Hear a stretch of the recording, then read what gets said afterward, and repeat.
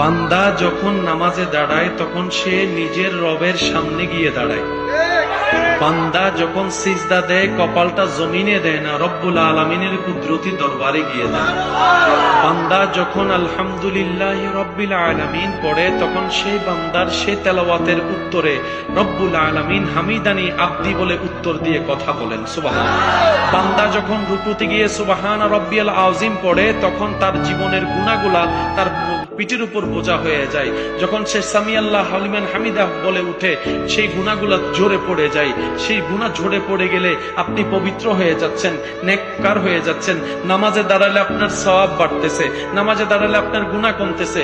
পেট তো কামড়াবে শয়তানের, সেজন্য শয়তান সবকিছু শুনাইলো ফজরের আজানটা শুনতে দেয় না। শয়তান সবকিছু শুনতে দিল ফজরের নামাজের জন্য উঠা অ্যালার্মটা সে শুনতে দেয় না। একটু খেয়াল করে দেখবেন সারা রাত যদি আপনার ঘুম নাও আসে, আজান শোনার সাথে সাথে কেমন জানি শরীরটা একদম ছেড়ে দেয়, শক্তি পাওয়া যায় না, ক্লান্ত হয়ে যায়। এগুলো সবগুলো চালাকি হচ্ছে শয়তানের। সেজন্য রব্বুল আলামিন শয়তানের পরিচয় করিয়ে দিয়েছেন, হে আমার বান্দারা, আদুউম মুবিন, শয়তান প্রকাশ্য শত্রু।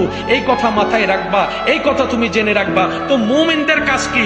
মুমিনদের কাজ হচ্ছে শয়তান বান্দাদেরকে রব থেকে টেনে জাহান্নামের দিকে নিয়ে যাবে, আর মুমিন বান্দারা শয়তানের মুখে লাথি মেরে রবের রহমতের দিকে যাবে।